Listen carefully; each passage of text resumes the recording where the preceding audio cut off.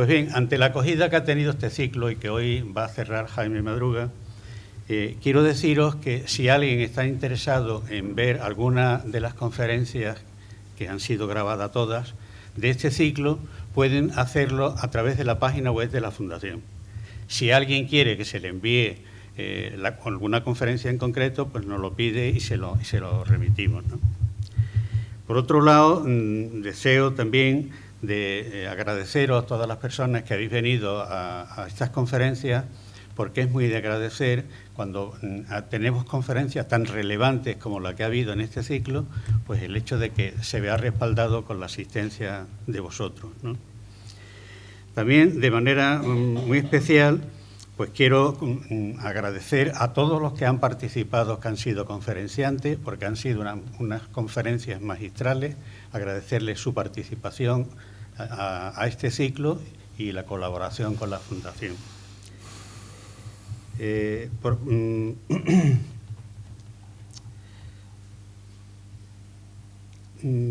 Ya nada más que me queda, pues darle las gracias efectivamente a la Caja Rural del Sur por la atención que ha tenido de cedernos estas instalaciones, a la Fundación de la Caja Rural del Sur y muy especialmente a María Luisa García Palacio, que con su amabilidad y su simpatía pues nos ha tratado muy cariñosamente cada vez que ha sido necesario para cualquier modificación, cualquier, digamos, solicitud que se le ha realizado.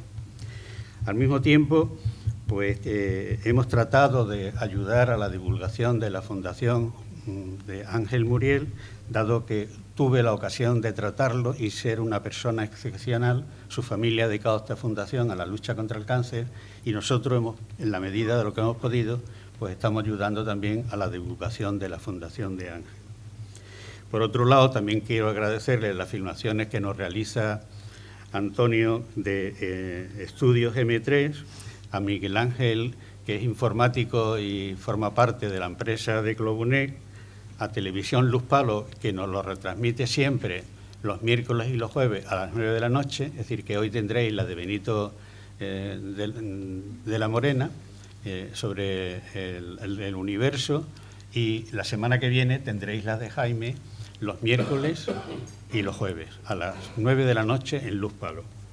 Y por otra parte, pues también hay que agradecerle al alcalde Carmelo, alcalde de Palos de la Frontera, porque nada más que le hablé, inmediatamente se puso en colaboración con nosotros y nos ha ayudado a la divulgación. Pues dichas estas palabras, a Jaime no hace falta que lo presente, vosotros lo conocéis todos y de alguna forma es una persona muy representativa de esta ciudad. Jaime nació el 9 de abril del año 43 en Lepe, como Alonso Sánchez, el famoso metalúrgico que escribió El arte de los metales. Estudió en el Colegio Público de Lepe, pasó al Colegio de los Maristas, cosa que yo no lo sabía, porque yo también soy antiguo alumno de los Maristas. Hizo el preuniversitario en el Instituto Ramiro Maestus de Madrid. Los primeros 2 cursos de Derecho lo hizo en la Universidad Complutense y después se licenció en la Universidad de Sevilla, en la Hispalense, en el año 67. Como profesional, sabéis que ha sido un abogado de reconocido prestigio durante muchísimos años y ha estado colegiado tanto en el Colegio de Huelva como en el de Sevilla y el de Madrid. Es técnico urbanista por el Instituto Nacional de Administración Pública. Ha sido integrante de la Comisión de Expertos designada por el Ayuntamiento de Huelva y la Autoridad Portuaria de Huelva en 2012 para la ordenación de los terrenos colindantes de la zona de servicios del puerto. Como actividad política, ha sido fundador, entre otros, del Grupo de los 12, asociación política onubense, constituida, llegada a la democracia en el año 75, fue cabecera de lista, de la cual tuve el honor de participar y colaborar con él durante muchísimos años, pero que de alguna forma, no, aunque se ganaron las elecciones, no pudimos gobernar, estuvimos en la oposición, pero sí fue una situación, digamos, muy agradable. Encabezó también la lista para la Federación de la Democracia Cristiana en el año 77 y en el año 86 con el Partido Reformista Democrático. Ha sido miembro también de la Comisión Mixta de Transferencia del Gobierno Central de la Junta de Andalucía en el año 77, designado por el Gobierno de la Nación. Ha sido presidente de la Autoridad Portuaria o del Puerto Autónomo de Huelva, ha sido presidente de la Diputación Provincial y, digamos, entre otras muchas actividades que ha tenido en política, ha sido miembro del Consejo de Gobierno y del Pleno de la Junta de Andalucía en la etapa preautonómica y ha sido premio Eduardo de Hinojosa de la Sociedad Andaluza de Estudios Históricos Jurídicos de Córdoba por su contribución al avance y fomento de la historia y el derecho en Andalucía, por la Diputación de Córdoba el día 2 de diciembre del año 2004. Con relación a la provincia, es presidente, o fue presidente de honor de la Real Sociedad Colombina. Yo entiendo que es una sociedad que debíamos de contemplarla con más amor y más cariño, puesto que posiblemente sea de las más veteranas que tenemos en nuestra provincia, ¿no? Ha sido fundador y presidente de la Asociación de Amigos de la Sierra, es hijo adoptivo de Castaño del Robledo, es medalla de oro de la ciudad de Lepe y entre las actividades sociales pues es ponente, organizador y moderador en jornadas, ciclos, conferencias sobre materias de urbanismo, turismo y vivienda. Ha sido colaborador durante bastantes años en la prensa provincial, tanto en el diario Odiel como en Huelva Información, sobre temas de política municipal, urbana, urbanística y de costa. Ha sido ganador en el año 65 del concurso de relatos cortos sobre San Raimundo de Peñafort, convocado por la Facultad de Derecho de la Universidad de Sevilla con la obra Noche de Borrachos. Ha sido ganador de la primera edición del año 2000 del concurso de relatos cortos Carmelo González Oria, convocado por la Asociación Familiar Virgen de la Bella de Lepe, cuya obra era Primer Adiós.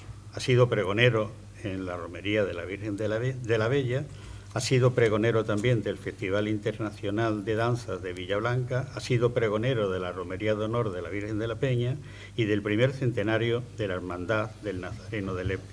Entre sus últimas aficiones, pues tengo, digamos, el honor de recibir periódicamente una serie de fotografías que son magistrales y estoy detrás de él a ver cuándo hace una exposición, porque son una delicia, ¿no? Pero no me hace ni caso, evidentemente. Y por último, se ha dedicado a hacer dibujos que también no sé si alcanza el mismo nivel, pero bueno, ahí está, ¿no? Está haciendo un pulso y de alguna manera yo creo que también está produciendo grandes avances.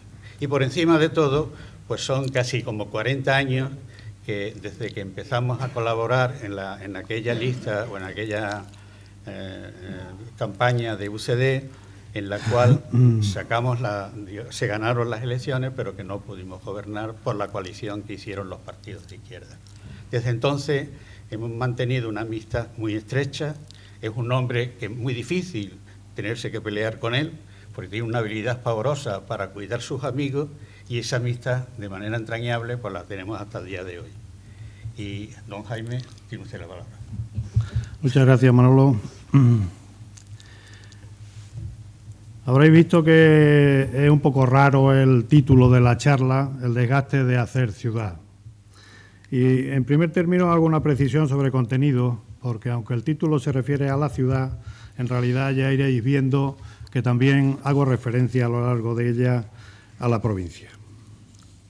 Durante varias jornadas del mes de agosto de 1975, la Organización para la Cooperación y el Desarrollo Europeo, la OCDE, organizó en Madrid, en colaboración con el Ministerio de la Vivienda, un seminario internacional en el que, bajo el título general La gestión municipal de ciudades urbanas, se desarrollaron sendas ponencias sobre las áreas metropolitanas de Madrid y Barcelona, así como otras sobre la gestión municipal de ciudades medias, el caso concreto de Huelva.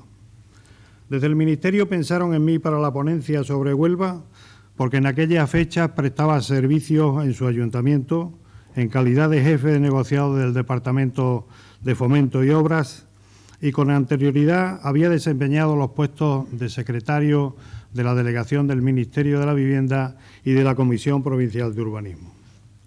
Y tuve el honor y sobre todo el atrevimiento de aceptar, porque ambas cosas suponía para un jovencísimo abogado de provincia compartir intervención con ilustres ponentes y hacerlo ante un nutrido grupo internacional de funcionarios y profesionales del más alto nivel en materia de urbanismo local. ¿Por qué la organización del Congreso elige a Huelva entre las numerosas ciudades españolas de tipo medio a la hora de analizar y debatir sobre gestión municipal en materia urbana? Desde su constitución en París en 1960, la OCDE tenía y tiene como misión promover políticas de mejora del bienestar económico y social de las personas alrededor del mundo. Y entre sus objetivos se plantea, entre otros, compartir experiencias, comparar datos, realizar pronósticos de tendencias, buscar soluciones comunes y ofrecer recomendaciones basadas en evidencia. Y en Huelva, en 1975, constituía por sus condiciones un excelente laboratorio de análisis y experimento urbano. Ciudad muy poco dotada en el comienzo de los años 60, pobre en buena parte de su población, con mucho terreno no apto para la urbanización y la edificación y pésimamente comunicada. Y en ella se implanta el mismo año de aprobación de su plan de ordenación, en 1964, un polo de promoción que trae de la mano una enorme inversión, abundante mano de obra y, como consecuencia, viviendas y servicios de todo tipo para los que ya estaban y los que acababan de llegar o se incorporaban. Servicios materiales como colegios, hospitales, comercios o entidades financieras. Y servicios personales, médicos, maestros, ingenieros, funcionarios, carpinteros o abogados, entre los que nos reconoceremos con toda seguridad no pocos de los presentes en esta charla o de quienes la verán en diferido.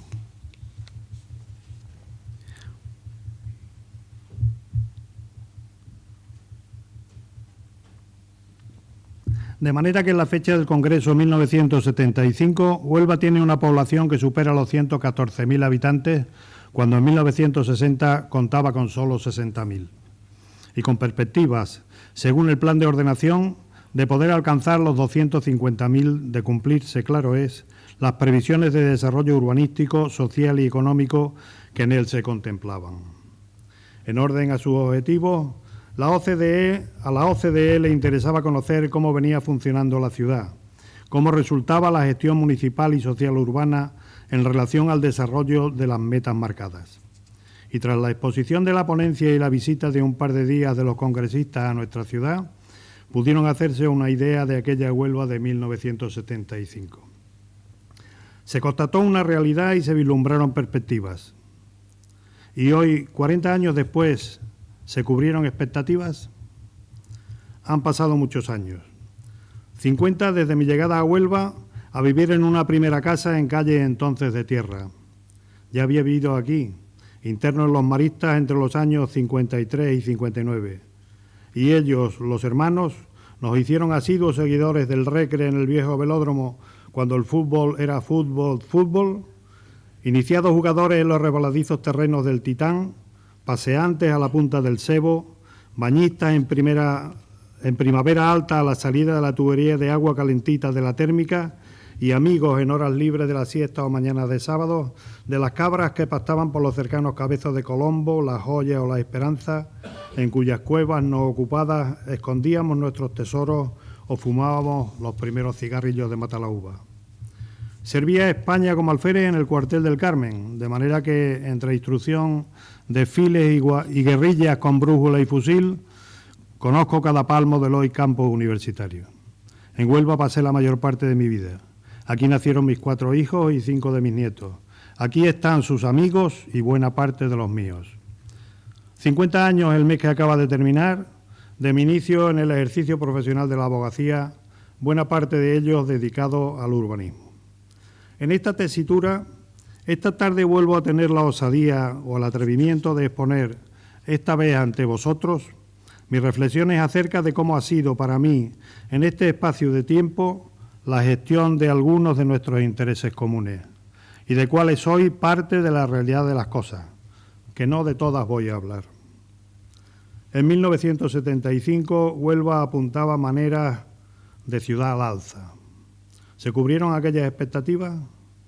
Transmito mis reflexiones desde el derecho y la obligación que derivan de mi historia personal, profesional, política y de servicio a la comunidad aquí vividas, pero también desde la observación atenta desde el tendido, luego de haber vestido de luces en el albero, que no enseña poco.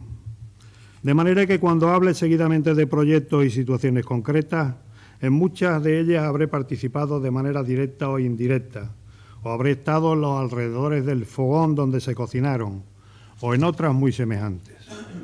No hablaré de oído, estuve allí. Desde esa atalaya privilegiada, comenzaré por decir de Huelva y provincia que lo hecho bien hecho está. Se hicieron grandes cosas y otras igual de importantes se intentaron. Y vaya por ello mi reconocimiento expreso y sincero. Me referiré más bien a situaciones que por las razones que podéis ir deduciendo desgastaron, y de ahí el título, y siguen desgastando a políticos y administraciones, a propietarios, empresarios y sindicatos, a profesionales, empleadores y empleados que pusieron en las correspondientes tareas su patrimonio, su saber, su entrega o su ilusión, que desgastaron a los ciudadanos que prestaron el aval de su voto en cada momento en la confianza de que sus elegidos gestionarían bien. Asumo la tarea en el ánimo de arrojar luz y dar respuesta a quienes con desaliento un día y otra vez en esta ciudad y en esta provincia se preguntan ¿por qué en Huelva los problemas básicos son siempre los mismos? ¿Por qué aquí las cosas no se acaban nunca? E iréis viendo aparecer la realidad de cada una de ellas.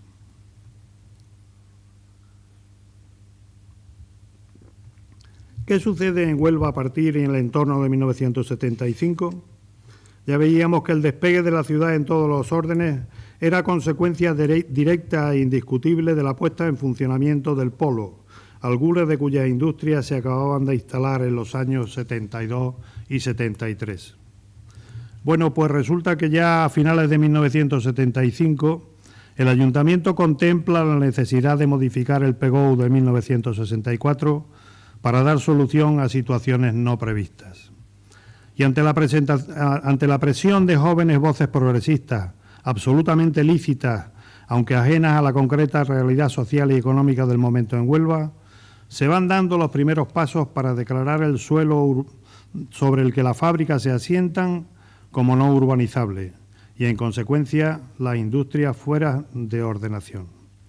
La justificación lícita, loable, la recuperación de los suelos contaminados por las industrias en Francisco Montenegro para su disfrute limpio por los ciudadanos. Se venía a decir, industrias, sepan ustedes que si necesitan llevar a cabo reparaciones importantes, no vamos a conceder las licencias oportunas. El PGOU se aprobó en septiembre de 1980 con esa inclusión, pero la idea se había ido fraguando desde 1975, fecha en la que se contrata la redacción, así como los acuerdos de aprobación inicial y provisional. Imaginaos cómo se les queda la cara a los inversores que han venido a quedarse alentados por acciones y beneficios del Gobierno. Imaginaos cómo se desfonda el ánimo de los miles de profesionales y trabajadores que dejaron pueblos y ciudades para venir a vivir a Huelva en busca del dorado del que ya estaban disfrutando, y el de su familia, casas nuevas, amigos nuevos, colegios nuevos, vivir en una ciudad. ¿De qué iban a servir las multimillonarias obras que el Ministerio de Obras Públicas y Urbanismo ejecutaba en la zona portuaria con dinero prestado por el Banco Mundial? Algunas de ellas fueron inauguradas en 1978, justamente cuando salía de información pública ese PGOU que decía industria afuera. Fui testigo de excepción del sinvivir de los responsables de las industrias y de la propia AIQB, siendo presidente del Puerto Autónomo de Huelva, que también alegó en contra de las determinaciones aludidas. Luego, el PGOU fue matizado por el Ministerio y los tribunales, además de que el PGOU de 2000 vuelve a considerar suelo industrial la zona ocupada sin aquellas limitaciones. Desaparecidas las industrias menos limpias, integradas y comprometidas con Huelva, sus intereses y el medio ambiente, las que permanecen, ¿Es cierto que vuelvan a oírse tambores en el horizonte? Muchos de quienes nos acompañáis en estas salas o desde vuestras casas vivisteis en carne propia la fractura social que se produjo en Huelva por aquel entonces y por aquella causa, y el grave daño que provocó a la convivencia ciudadana. Preguntemos a la experiencia, miremos el ejemplo de Palos de la Frontera y reflexionemos, ¿merece la pena volver a sufrir otro desgaste? Pasaban y pasaron en Huelva a raíz de 1975 otras cosas. Y comenzaré por referirme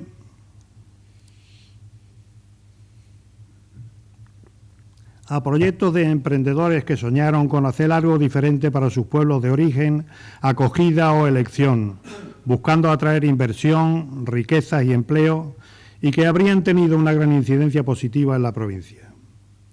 1972. La Comisión Provincial de Urbanismo señala deficiencias y pide las correcciones oportunas para poder aprobar definitivamente un plan para urbanizar y edificar parte de la península de Nueva Umbría en términos de Lepe. Algo parecido a Isla Canela, o más bien a la Manga del Mar Menor. La promotora presenta las correcciones en 1979, poco antes de que cambien los ayuntamientos tras la Constitución. Y la Comisión de Urbanismo, en su última sesión, antes del traspaso de competencias a la Junta de Andalucía, etapa preautonómica, rechaza el proyecto porque, además de que se afectaba propiedad del Estado, el día 2 de mayo de 1975 se había aprobado la nueva Ley del Suelo y, conforme a esta, el proyecto resultaba inservible. Alrededores del año 2000, proyectos Sueños de Europa. Un grupo de capital europeo cuyos principales integrantes se habían asentado hacía algunos años en términos de Villanueva de los Castillejos y Sanlúcar de Guadiana, presenta un proyecto para urbanizar 50 hectáreas con una inversión inicial de 36 millones de euros. 2 campos de golf, hotel de 4 estrellas con 120 habitaciones, a más de 80 villas turísticas alrededor de 2 lagos, diseñadas conforme a la tipología de pueblos bonitos de Andalucía. Se consiguen las oportunas calificaciones ambiental y las autorizaciones para suministros de agua y energía eléctrica precisas y se encuentran previstos ya los accesos desde la A49.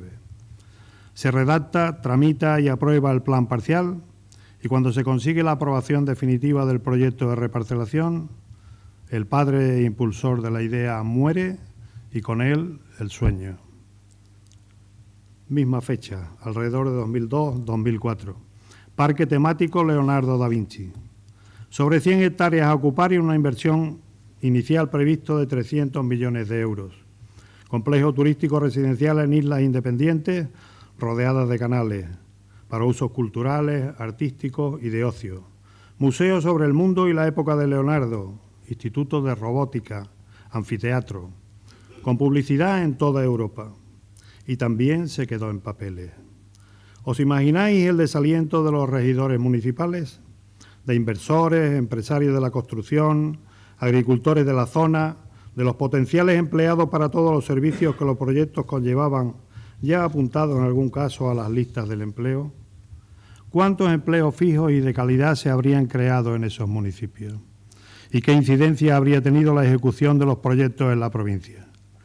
¿Os imagináis cuánto desgaste en el ciudadano de a pie que ve cómo proyectos que anuncian inversión, riqueza y bienestar se van a pique?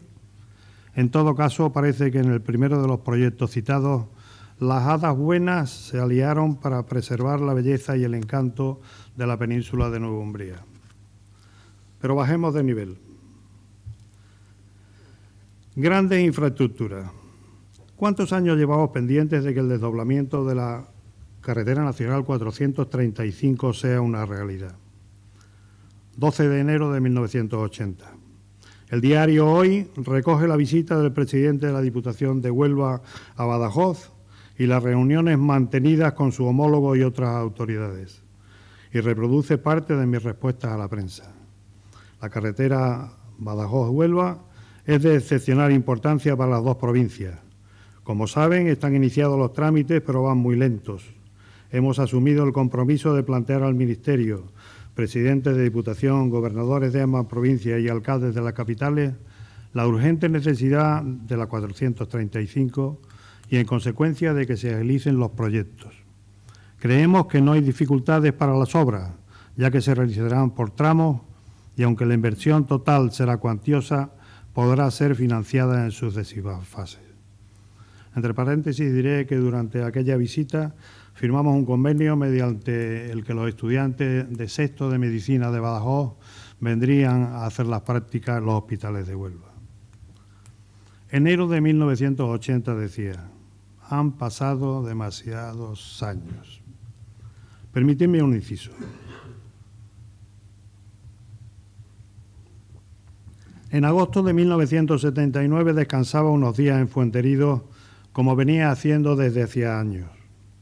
Una mañana, el alcalde del Castaño de Robledo pasó a saludarme y de camino a invitarme con mucho interés e insistencia a que el domingo inmediato fuese con mi familia a merendar con la suya. Naturalmente acepté. Y cuando llegamos al pueblo, a la entrada desde Jabugo, los vecinos al completo nos esperaban con carteles y pancartas en los que se leía: ¿y de la carretera qué? Ante mi sorpresa y descoloque, porque al no tratarse de visita oficial, no llevaba conmigo agenda de necesidades y peticiones, el alcalde me explicó: es que llevamos 40 años pidiendo el enlace con Fuenteridos, única manera de poder sacar la castaña. Probablemente el alcalde entonces no tendría esos años.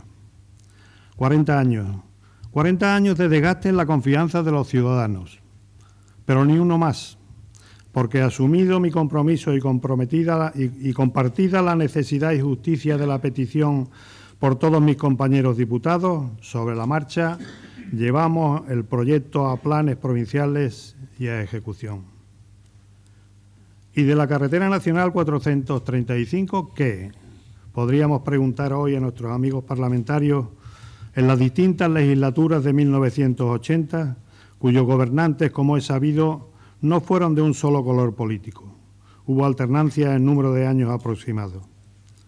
Me consta que a lo largo del tiempo muchos de ellos formularon preguntas, hicieron propuestas, recordatorios, que algún arreglillo se le hizo a la carretera, que como medida alternativa la Junta de Andalucía mejoró sensiblemente la carretera diagonal Río Tinto, La Granada, Zufre, Santa Olalla, a la que, por cierto, la Diputación Provincial hizo un buen arreglo en 1980. Pero todo eso no tuvo como resultado avanzar en la consecución de la A83, la 435 desdoblado, demanda histórica para la unión entre provincias. E igual sucede con el AVE, con las líneas ferroviarias pendientes de remozarse o de que se renueven totalmente, con los regadíos, con el archivo provincial o con las necesarias y urgentes actuaciones para una defensa eficaz de la costa. Inútil negar que a día de hoy quedan promesas por cumplir, retrasos injustificados, achacables a quienes en cada momento de esos 40 años tuvieron responsabilidades. Claro que hoy están quienes están y a ellos deberemos pedir.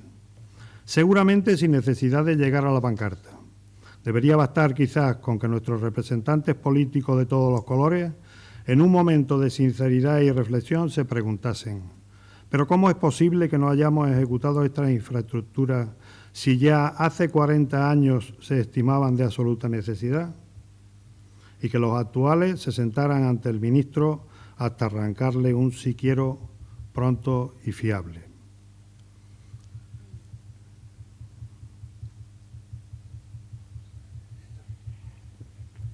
Y de los accesos a la A49 a las playas de nuestra costa occidental, ¿qué? Que en el caso del EPE, por ejemplo, hablamos de tan solo un par de kilómetros. En este caso, competencia y responsabilidad de la Junta.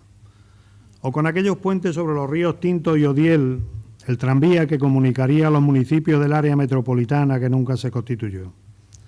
Sí, el puente sobre el Tinto, cuya actuación comenzaría en el polígono La Paz, en Huelva, para continuar a través de las balsas de Fosfollesos y cruzar el río mediante viaducto de 700 metros y que terminaría en el cruce de las carreteras de Moguera a Palos de la Frontera y desde este punto en dirección a Mazagón y Matalascañas. Inversión estimada de 57,5 millones de euros, con generación de 566 empleos. obra confinanciada con fondos FEDER. 4,5 kilómetros la actuación, más 6 de carril bici. El anteproyecto se saca información pública y el anuncio se difunde con amplitud durante la precampaña electoral de las elecciones generales del año 2008. ¿Qué pasó con el puente? Parece evidente que mientras ninguna de las infraestructuras citadas, prometidas y anunciadas se vea algo de luz, todos nos seguiremos desgastando. Dejo tan solo apuntado la conexión directa con Cádiz y el aeropuerto. Un paseo por Huelva con los ojos abiertos. Me gusta pasear por Huelva. Paseo por San Sebastián, Avenida Andalucía y su prolongación, una de las grandes actuaciones bien hechas en la ciudad, nexo de unión entre ciudadanos, barriada y centro. Disfruto en el paseo a la ría, que tan gratificante ha sido para ciudadanos y visitantes. Pero más que con su paisaje, disfruto con saber que su ejecución fue posible gracias a uno de esos convenios de paz entre administraciones de signo político diverso que tampoco se prodigan por nuestra tierra y que son tan necesarios. Nace del convenio Puerto-Ciudad que el año 2012 suscriben quienes entonces eran alcalde de la ciudad y presidente de la autoridad portuaria, y en el convenio se recoge quién asume cada carga y quién la ejecución. Y lo cito al alcalde y al presidente de la autoridad portuaria porque nunca vi sus aportaciones reconocidas. Igual lo fueron, pero no las vi. Y quizás a ellos este detalle les haya provocado algún pequeño desgaste. Paseo por las marismas en busca de paz, belleza y ambiente para reflexionar. Al tiempo que para disfrutar de una vista diferente de Huelva, la más bonita, la más completa y a pesar de ello totalmente desconocida para muchos de nuestros paisanos. La ciudad con todos sus elementos, grúas, cabezos, edificios de porte, puerto, muelle de Río Tinto, paseo de la Ría, estadio colombino, industria, desde la marisma ocupada por patos, flamencos, espátulas o cormoranes, todo en perfecta sintonía. Y paseo por el centro de la ciudad, callejeo, me fijo y cuento restos de anuncios luminosos de negocios o empresas que tuvieron su sede en el lugar y cuando levantaron el campo, allí quedaron. Sucios carteles de espectáculos que se celebraron meses atrás. O tomo un autobús cualquiera y me detengo en cualquier barriada. La recorro, la observo, tomo fotos y saludo a gente que comenta. Y me voy encontrando con algunos de esos edificios manoseados de tanto nombrarlos. La vieja prisión, el cuartel de Santa Fe, la vieja hacienda, Correos, la Escuela de Trabajo Social, Estela Mari, el Mercado de la Merced, el Banco de España, la casa que acogió en vida a Diego Díaz Hierro. No se entiende fácilmente que después de tantos años fuera del servicio al que estuvieron adscritos, no se hayan abierto a otros usos, sino que algunos incluso se encuentran en lamentable estado de ruina y abandono. Darles vida serviría para el disfrute de los ciudadanos, su vinculación social y para ampliar sus posibilidades vitales, características, escribe José Antonio Marina, de una ciudad inteligente. Uno de los principios básicos del planeamiento urbano está en recoger en él todo lo que pueda ser relevante para que la ciudad sea ella misma.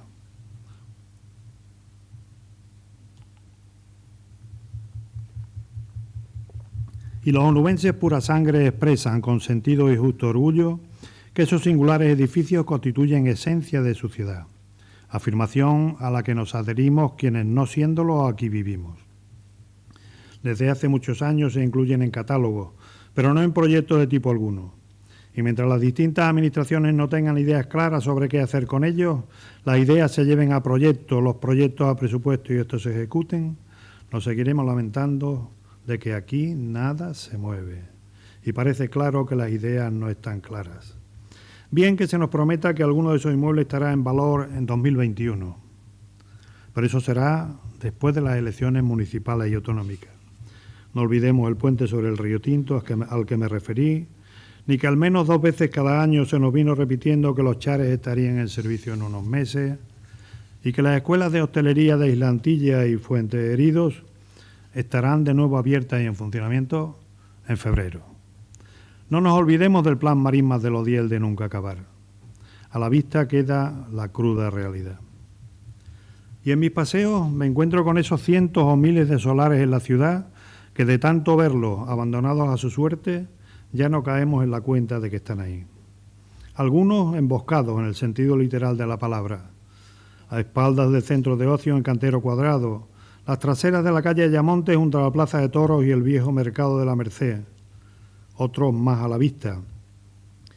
El viejo estadio, Manuel Loy, Marchena Colombo con Adoratrices, encuentro de Avenida Palomeque con José Fariñas, calle Valverde junto a la rotonda al final de la Avenida de Guatemala, Molino de la Vega, y ya menos en el centro, lo que fue el cine de verano a la entrada de Santa Marta o el de enfrente, o en Rubén Darío frente a la Hispanidad, o el grupo de viejas casitas en Palomeque y Chimborazo, las de calle Escalaña y Cerro de Andévalo detrás de la prisión, o las faldas y los pies de los Cabezos, y tantos otros. Cierto que muchos de ellos pertenecen a propietarios privados. A algunos de ellos les cogió la crisis y en la espera se les desgastaron bolsillo e ilusión. Pero el Ayuntamiento tiene encomendada por ley la misión de gestionar, esto es, de procurar el desarrollo eficaz del contenido de sus planes. Y todos esos solares forman parte de unidades de ejecución, muchas de ellas con planeamiento y sistema de ejecución y gestión definitivamente aprobados. Es decir, listos para poder arrancar. Debería impulsar, colaborar, propiciar, con inversores que busquen proyectos acabados, con los papeles en regla, y ya digo que los hay, con la Federación Onubense de Empresarios, las asociaciones de promotores y constructores, nuestras dos universidades, los colegios profesionales que desde hace tiempo se vienen ofreciendo. ¿Sabéis que hace unos años, no muchos, se constituyó una sociedad de promotores y constructores en la que se integraron la práctica totalidad de los de Huelva, además de importantes empresas de fuera, para hacer realidad el dicho de que la unión hace la fuerza? Hicieron cosas serias, entre ellas el desarrollo, urbanización y edificación de un plan parcial completo en una de las playas de nuestra costa occidental. ¿Podría retomarse la idea? ¿Tendría capacidad para ejecutar las previsiones del PGO sobre esos solares a que me he referido y para abordar otros proyectos que las administraciones saquen a concurso? La ciudad es para vivirla y disfrutarla, y pasear por una ciudad a medio hacer desgasta el ánimo. Hablaba de planes. Los planes deben ser realistas, principio básico del urbanismo. Y clasificar suelo urbanizable en exceso o con fuertes cargas para dotaciones hace que el plan resulte inviable. Una situación que se ha dado en muchos planes municipales de la provincia y que es la responsable de que al pasear por ella nos dé la sensación de que igualmente nuestros pueblos están a medio hacer, con la consiguiente caída del ánimo. Mucho suelo está siendo desclasificado porque no tiene expectativas, además de que no es justo pagar IBI por suelo en esa situación. Cuánto esfuerzo de promotores, de funcionarios trabajando a la carrera, horas de políticos en discusiones, arquitectos cuyos proyectos acabaron en la cesta de los papeles. Aunque tampoco ayudó para evitarlo el enfoque de muchos ayuntamientos y promotores de pensar que a la provincia iba a llegar un barco cargado de marcianos dispuestos a comprarse cada uno un par de casas. De planes de urbanismo hablaba hace poco un responsable político de la Junta. Decía: preparamos una nueva ley para hacer que se acorten los plazos de redacción y aprobación del planeamiento urbano, porque no es lógico que el tiempo medio sea de 8 años. Esos plazos que siguen vivos en la realidad de nuestra provincia constituyen un tapón para el desarrollo de nuestros pueblos y ciudades, para la inversión y el empleo. Porque por ley o por propia disposición del plan, desde que comienza su estudio todo se paraliza, quietos hasta que se apruebe. Y esa calma no se solucionará sin equipos técnicos jurídicos especializados, asentados a los ayuntamientos o asistiéndolos, que ayuden a hacer ágiles la redacción, la modificación o la rectificación. No hagamos planes inflexibles, porque retocar cualquier nimiedad cuesta la misma vida. Y no os cuento si luego de tramitado a lo largo del tiempo, los tribunales, más tiempo aún, los anulan total o parcialmente. Y situaciones de este tipo las hay hasta cansarnos de contar.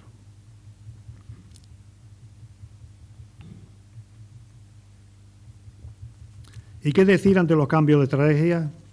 ¿Os acordáis del puente sobre el río Piedra en el Terrón?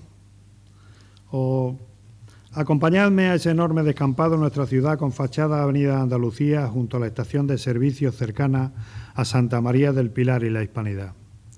La sociedad de promotores y constructores a las que antes hice mención adquirió esos terrenos tras comprobar que el PGO admitía el uso de gran superficie comercial. Sus responsables negociaron con empresas del sector y cuando ya todo estaba listo para la firma del oportuno contrato, la Junta de Andalucía aprobó por sorpresa una moratoria para licencias comerciales. Y ahí sigue, en el estado que conocéis, porque luego llegó la crisis, aunque me consta que uno de los propietarios ha intentado parcialmente sacar el proyecto adelante. Ocasión perdida, una más entre innumerables. Cambios de estrategia que frenen el desarrollo de nuestra costa. En septiembre del 2017, el Tribunal Superior de Justicia de Andalucía declaró nulo el Plan Director del Corredor Litoral de la Costa Andaluza aprobado en 2015, entre otras razones porque se aparta de la línea previamente mantenida por la propia Junta en sus planes territoriales. Huelva Capital, 1999-2007. El Ayuntamiento tiene que defender ante juzgados y tribunales que amplios y variados terrenos que privados le reclaman son de su propiedad, y a la inversa, como tiene que defenderse ante la discrepancia de particulares por la aprobación y ejecución de importantes proyectos que les afectan en sus derechos, pero que son de interés común. Mercado Viejo, Plan de Infraestructura Ferroviaria. Impugnan la propia aprobación del proyecto o plan e impugnan las valoraciones a efectos indemnizatorios. No digo que estos propietarios, en cada caso, no pudieran o no debieran haber ejercitado las acciones que entendían les asistían.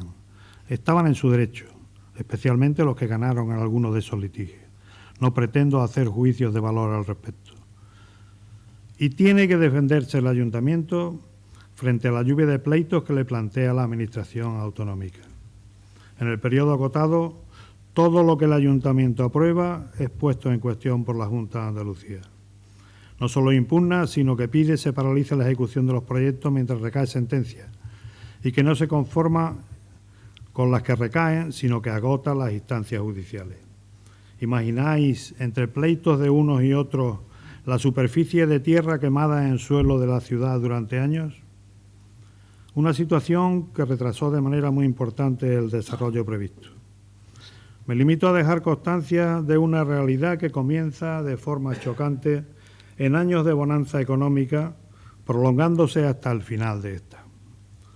Cuando de haberse rebajado la conflictividad, en muy numerosos casos absolutamente prescindible, podrían haber surgido ocasiones mil de generación de trabajo, empleo y riqueza.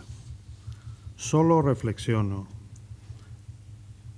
Desgaste en ganadores y perdedores, exceso de discrepancia y conflictividad, tiempo perdido y ocasiones desperdiciadas, energías e ilusiones desgastadas, potenciales empleados descorazonados, porque luego llegó la crisis, ante lo que el ciudadano de a pie se sigue preguntando, ¿y esta ciudad cuándo se terminará de hacer?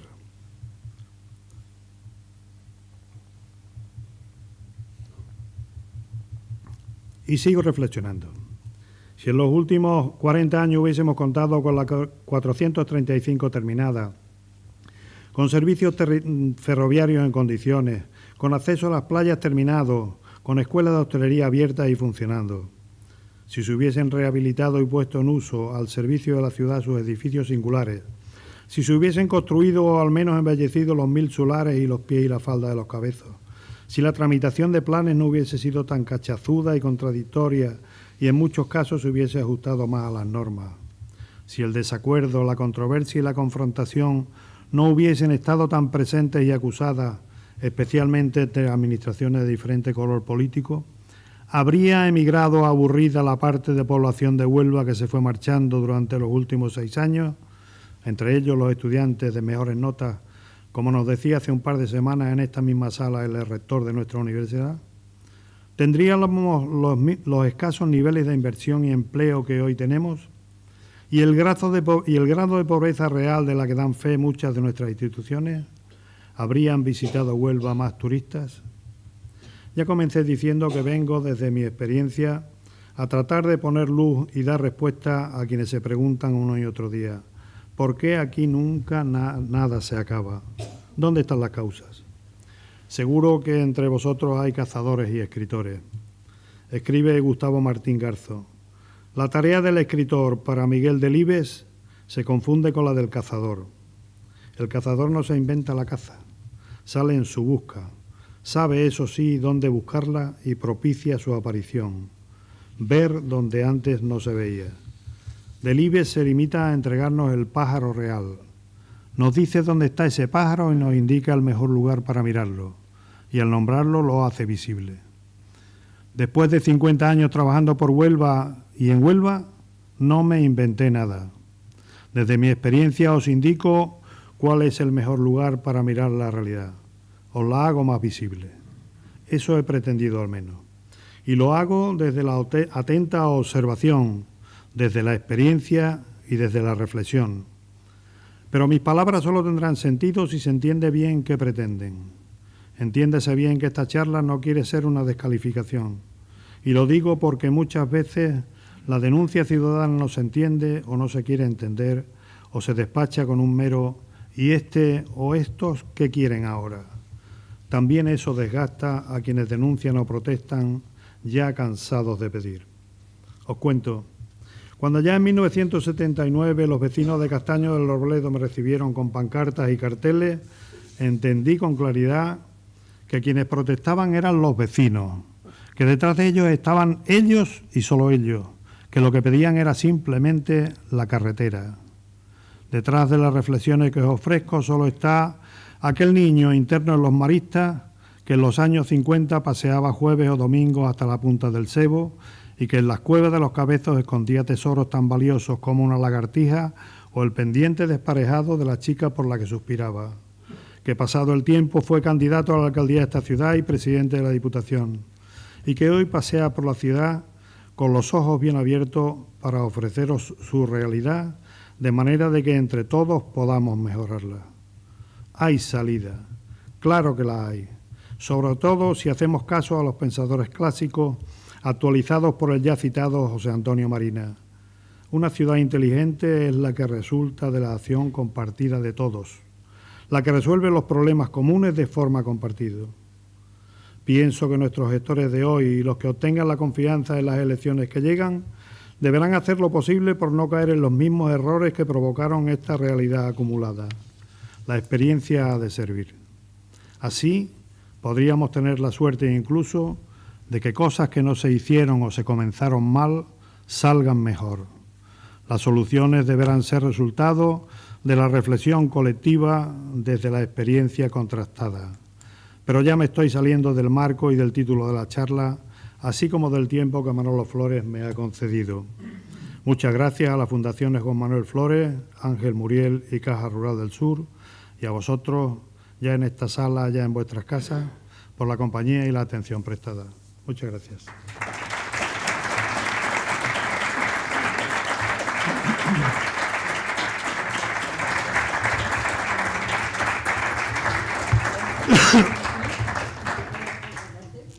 Sí, por favor. ¿Alguien quiere hacer alguna pregunta? Abrimos el coloquio. ¿Está tan claro? Bueno, yo para romper el hielo te voy a contar un chascarrillo que de alguna manera nos sitúa en el mundo que hemos vivido y que tú reflexionas con esos 50 años de experiencia. Yo estaba un día en la Diputación con Emiliano Sáenz Calera y Emiliano tenía la idea de hacer el Puente del Terrón y de hacer el Palacio de Congreso en La Morana, ¿no?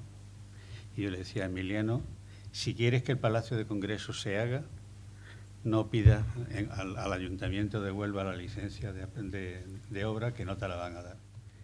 Y entonces Emiliano, con buen criterio, pensamos que era mejor hablar con Pilar Pulgar, y Pilar Pulgar pues te abriría las puertas para que lo hiciera donde se pudiera hacer, ¿no? Y así lo hizo Emiliano. Pero cuando salió Emiliano de presidente de la Diputación, costó más no terminar el puente del Terrón que terminarlo. Es decir, estaban todos los acopios en la zona del puente, estaban hechos y siguen todavía los ¿cómo se llaman estos? Los pilares, ¿eh? Y lo que faltaba era simplemente la visera. Pues por tal de que políticamente no fuera una obra de UCD, se indemnizó al contratista costando mucho más que terminar el puente. Y el proyecto que había hecho para la Rábida Población lo tiraron a una papelera con la finalidad de dárselo a otro arquitecto que era de la línea política. Y lamentablemente yo tuve que estar 4 años luchando de tal manera con las licencias, me refiero evidentemente desde el punto de vista en la comisión de la permanente y en los plenos. Y llegamos a la conclusión entre Carmelo García Laguna y yo, de que para que pudiera salir la licencia de habitar de los proyectos, teníamos que votar en contra. Es decir, que primero el alcalde, José Antonio Marín Rite, nos pedía la opinión, y una vez que sabía cuál era la opinión, entonces pasaba al voto, ¿no? Entonces, con la finalidad de que al edificio no le dieran más retrasos, nosotros decíamos que lo tiraran, ¿no? Y entonces votaban en contra. Y así sacábamos los proyectos. Emiliano me pidió un día que fuera a la Comisión de Vivienda porque el cura de las colonias, don Manuel de Vega, había construido cerca de 200 viviendas y estaban ya ejecutadas y terminadas desde hacía 2 años y no se le daba la licencia de tal. Entonces fui aquel día a la comisión, me volvieron locos los arquitectos del ayuntamiento y dije, bueno, puedo pedir que venga el arquitecto de la obra, ¿no? Vino Carlos Hermoso, ya con Carlos Hermoso no le metieron las mamarutas que me metían a mí, ¿no? Y pudimos llegar a un pacto para que se le diera la licencia a este hombre. Después de 2 años, con las casas terminadas y sin poder habitar, digamos, los que iban a ser propietarios de las casas. Así es muy difícil de poder actuar. Yo solo he vivido 4 años y eso tiene, como tú muy bien dices en la conferencia, tiene un desgaste tan inmenso que prácticamente yo te diría que hoy sería algo parecido. Te voy a contar otro chascarrillo, ¿no? Me vino, estando yo, llevaba patrimonio en el ayuntamiento, y entonces me vino el señor este que tenía la imprenta, Paquito Muñoz, y vendía lo que fue la discoteca de la Alameda, que era la imprenta, ¿no? Entonces yo llevé al pleno, digamos, la moción para que se pudiera adquirir ese edificio que está colindante con el museo, ser una ampliación natural del museo, había una zona jardinada, y es más, yo diría que desde la Casa Colón hasta el Corte Inglés podía ser la zona cultural de Huelva, ¿no? Porque no se puede construir en altura y es un sitio inmejorable para haber hecho una zona cultural, ¿no? El Pleno me dijo que no. Yo al actual alcalde le he vuelto a decir, mira, está en venta otra vez ese edificio, se puede tantear, ¿no? Y claro, es que ni te escucha, es que ni te escucha, ¿no? Entonces, claro, esa convivencia sería el ideal, evidentemente, pero lograr un pacto como el que tú mencionas del puerto en esta provincia es francamente difícil, muy difícil. Yo creo han pasado 40 años y la mentalidad no se abre. Y entonces tú le razonas, fíjate bien, una cosa, te voy a contar otro chascarrillo, ¿no? Salió en el Boletín Oficial del Estado la posibilidad de que dentro del Distrito Universitario de Sevilla se montara una facultad de geológica. Entonces yo lo llevé al Pleno y me lo tumbaban también. Entonces pedí un receso, ¿no? Y entonces le propuse al alcalde que fuéramos, tú como presidente de la Diputación, al Rectorado de Sevilla, el alcalde y yo que llevaba la ponencia, ¿no? Y fuimos a Sevilla, ¿no? Y don Francisco, el tío de Carlos Vilche, nos dijo, que era el rector de la Universidad de Sevilla, nos dijo: yo he vivido 7 años en Huelva y es el sitio ideal, es el idóneo. Ahí es donde hay que montar una facultad de química. Yo lo había pedido por el hecho de que era la primera facultad para Huelva, ¿no? Que después se podía reestructurar, reconsiderar y tal. Y así se pudo conseguir la primera facultad que consiguió la universidad. Bueno, entonces no era universidad, de la Universidad de Sevilla, pero en la ciudad de Huelva, ¿no? Y cuesta el alma y la vida, y yo me imagino que después de tantos años, me imagino que la oposición está en un papel parecido, porque es profundamente difícil poder llegar a una situación simplemente de razonar, ¿no? Simplemente de utilizar la lógica, utilizar el sentido común, ¿no? Yo la experiencia que tuve de aquellos 4 años, cuando después me han venido por distintos partidos, porque UCD desapareció, a que me apuntaran las listas, y decía, no me apunto, como en la Bili, ¿no? No me apunto ni me digan lo que me digan, ¿no? Pero no por otra cosa, sino por la dificultad tan inmensa, y aquí hay una persona que vino a hablar conmigo, concretamente Matías en aquellos años, y yo no quería nada en contra ni de AP, ni de Matías, ni de nada, sino era ya el agotamiento de tener un muro con el cual no puedes negociar, ¿no? ¿Qué? Sí. ¿Alguna pregunta? Adelante. El micro. ¿Dónde está el micro?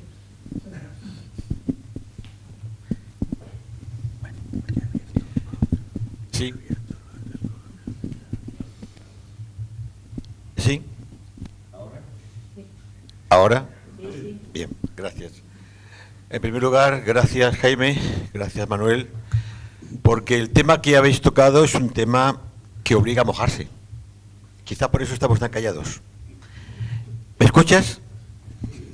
¿Sí? ¿Me escuchas mejor tú ahora, Jaime?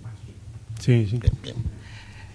Yo creo que las reflexiones que has hecho son súper válidas, son muy exactas. Has puesto un dedo en la llaga. Hemos visto de alguna manera, bueno, que hay una enfermedad, conocemos sus causas, quizá no sabemos poner el remedio para superarlo, y quizá no lo sabemos porque, bueno, pues por ejemplo, recientemente yo he visto que en Alemania se han puesto de acuerdo conservadores y socialdemócratas para solventar un importante problema alemán. Aquí en España, sin embargo, cuando Luis de Guindos le proponen a vicesecretario del Banco Central Europeo, pues tenemos la oposición de partidos de España. Es decir, ¿esto es un problema de nuestro carácter? ¿O es un problema de que las personas que tienen representatividad y pueden hacer y decir algo están muy asegurados en sus puestos de trabajo? Y no ocurre como en mi empresa, en la que si yo lo hubiera hecho mal, me hubieran despedido. Es decir, el ciudadano es muy pasivo. Yo entiendo que somos muy pasivos, no solo los de Huelva. Creo que en general en España somos demasiado pasivos y excesivamente tolerantes, muy conformistas con todo. Y evidentemente, cuando existen problemas tan claros como los que tú has expuesto, y eso provoca que una ciudad durante 40 años no haya evolucionado lo suficiente, pues la consecuencia es la conformidad y el conformarnos con decir qué bonita es Huelva, qué bonitas son sus playas, el Choco es maravilloso y las gambas más ricas todavía. Y ahí queda el tema. ¿Tiene que cambiar la ciudadanía? ¿Somos nosotros los que de alguna manera tenemos que plantear cara al tema? ¿Tenemos que hacer las cosas de una manera forzada, provocando enfrentamientos sociales? ¿Tenemos que salir a la calle? Hombre, somos personas con un cierto nivel. Yo creo que eso ya quedaría fuera si supiéramos exigir verdaderamente a nuestros representantes que cumplan con su trabajo. Ese es mi punto de vista. Lo he tenido ahora y lo tuve cuando fui director de Medio Ambiente en el año 84. Quizá por eso dejé la vida más política y me volví a mi vida más técnica en el Instituto Nacional de Técnica Aeroespacial. Desde ahí he procurado ayudar en las temáticas que yo podía conocer, que era el medio ambiente. He tenido la oportunidad de conocer muchas personas representativas y las que yo puse mi confianza. he vivido 4 episodios, o sea, 4 alcaldías diferentes. Quiero recordar la primera, que fue con José Antonio Marín Rite, Juan Ceada, Perico Rodri, don Pedro Rodri, y ahora, bueno, la del actual alcalde. Yo, lamentándolo mucho, desde mi perspectiva, desde mi atalaya, como ciudadano, no he visto una evolución significativa. Hemos avanzado por impulso, porque algo hay que avanzar. Pero, sin embargo, esta ciudad sigue manteniéndose en un nivel de ostracismo, y lamento pensar que es por la apatía generalizada que tienen nuestros ciudadanos, que no exigen lo que deben de exigir a sus representantes políticos.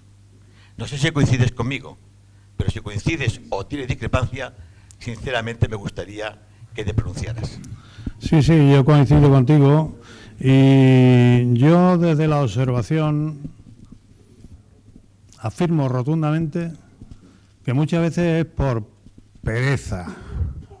Es decir, hay miles de asuntos que en un ayuntamiento se pueden consensuar, bien entre partidos o bien asuntos particulares de interesados, que se pueden arreglar. Pero no hay tiempo para sentarse a hablar. Y el alcalde te dice, lo que me diga el concejal, lo que me diga el funcionario. No, hombre, no, siéntate aquí. Y en ese sentido yo lo que creo es que cuando tú planteas, ¿y eso quién lo hace? ¿Eso lo hacemos los ciudadanos mediante la bronca?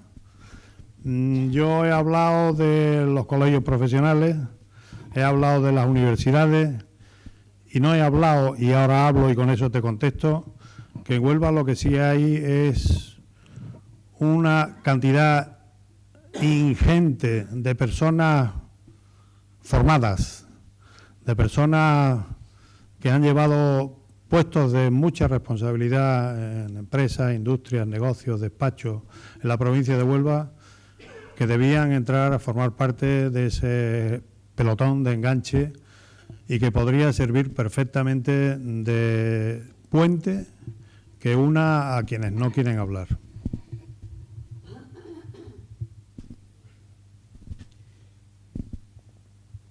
El micro. Sí. La disertación que ha hecho el señor Madruga me ha reflejado en parte el mismo transcurrir que yo he tenido en la ciudad de Huelva. Prácticamente igual, un poco el suyo tirado a la política y el mío un poco a la industrial, pero muy parecida. Yo lo que quería decir al principio, estoy de acuerdo con lo que acaba de decir este señor y creo que puedo darle una pequeña explicación, según mi entendimiento, del por qué esta apatía en Huelva. Yo creo que en principio es debido a que nosotros durante muchos años seguimos siendo vasallos del Reino de Sevilla. Mientras que no seamos ciudadanos, muy difícil vamos a traer nosotros el cambio que estamos proclamando. Estamos pidiendo un cambio últimamente en Huelva de toda la sociedad para eso, para que se involucre, para que se meta de lleno en los grandes problemas que tiene esta ciudad, como abandonos políticos y de toda índole. Los últimos presupuestos aparecen por aquí, las inversiones casi no se ven, etcétera, etcétera. Entonces hay que cambiar el sistema que tenemos hasta la fecha de que seamos y sigamos siendo vasallos y no seamos lo que debemos hacer para luchar por lo que en realidad Huelva necesita. Creo que ese es el sentir de este señor un poquito extractado. Nada más, gracias. Pasa por favor el micro al final.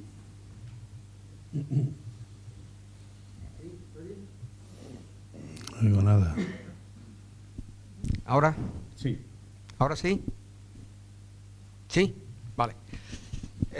Jaime, muchas gracias por tu desoladora conferencia. Nos ha dejado aplatanados verdaderamente. Pero por lo evidente, porque son reflexiones que todos los que conocemos Huelva, que hemos nacido en Huelva, que vivimos aquí, que nos hemos desarrollado en Huelva, las hacemos a diario. O sea, Huelva se muere. Es que Huelva se muere.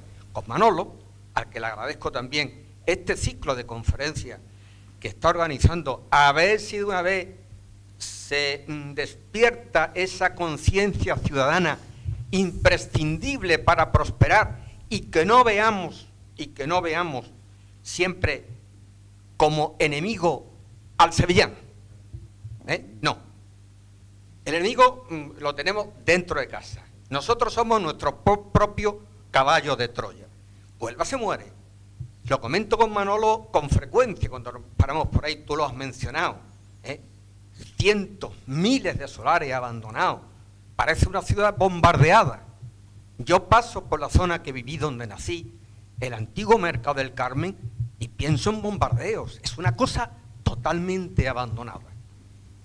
O sea, yo no le puedo encontrar, no sé el remedio, ¿verdad? Pero es una cosa ya secular. Quizá, en vez de ese colonialismo sevillano, en el cual no creo, ¿verdad?, sí tenemos nosotros un alma colonial, quizá porque nos venga por nuestra historia. La última colonización, la inglesa, ¿verdad?, que nos ha dejado un rastro encima tremendo que quizá nos haga el que nos tengan que dirigir, que seamos incapaces nosotros de abrirnos y de crear algo, ¿verdad? En fin, quiero decir en definitiva que me siento profundamente preocupado por el devenir de Huelva. Es una cosa que, bueno, no se le ve salida, ni tengo confianza ninguna en los políticos que nos dirigen. Quizá por nuestra falta de exigencia tenemos ni más ni menos los que nos merecemos. Tú, Manolo, has citado varios chascarrillos, lo has llamado, que no eran chascarrillos, eran tragedias, ¿verdad? Yo sí voy a contar un chascarrillo, que lo oí en México y que he estado en ocasión de decirlo en alguna de las conferencias, ¿verdad? Es un poco insultante, ¿verdad? Pero lo voy a decir. Como termina este ciclo de conferencias, lo voy a decir. Es un chiste que oí en México. Decía que cuando Dios termina el mundo, ¿verdad?, le pregunta al arcángel San Gabriel: oye, ¿qué te parece? Y le contesta el arcángel: Señor, creo que ha sido injusto. ¿Por qué? Gabriel, hombre, mira, a México le has dado playa, le has dado minas, le has dado un clima, y a otros lugares te has olvidado de ello.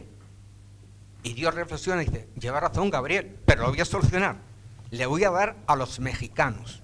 Ese es nuestro problema, los onubenses. Y yo soy de Huelva, Ya está. Muchísimas gracias a ti, Jaime, y a ti, Manolo.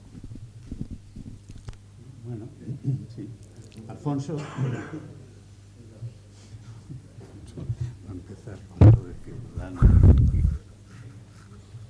Buenas tardes, Jaime. ¿Se oye? ¿Se oye? Sí. Sí. Mira, bueno, muchas gracias por la charla que has tenido, la conferencia.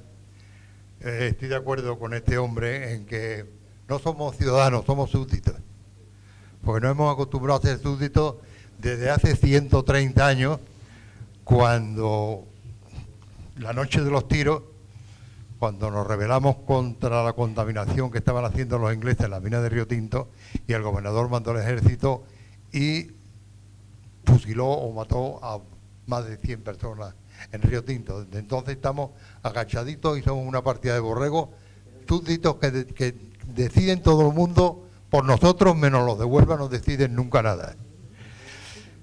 Cuando tú has mencionado el plan general del 64 por el Ministerio de la Vivienda, que lo redactó Alejandro Herrero, por ejemplo, pues que se aprobó, afortunadamente se ha ido cumpliendo poco a poco, y quiero deciros a todos que sepáis que la estación que los políticos han llamado la estación del AVE, y eso es una mentira, la proyectó ya Alejandro Herrero en el año 64, aprobada por el Ministerio de Vivienda, para poder tirar la tapia de la Avenida Italia, no para que viniera el AVE, porque en el 64 ni se hablaba del AVE. Se mantenía, estaba proyectada por Alejandro Herrero la situación 50 metros más atrás de donde la han hecho ahora, para no tocar la salida a Mazagón. Pero tiraron esa salida a Mazagón un día antes de las elecciones municipales, para decir que estaban haciendo la estación de la AVE. Y es totalmente mentira, porque el AVE, yo he visto las vías por donde van, cuando se haga, depende de Portugal, el recorrido es Madrid, Córdoba, Sevilla, Faro, Lisboa, Badajoz, Madrid.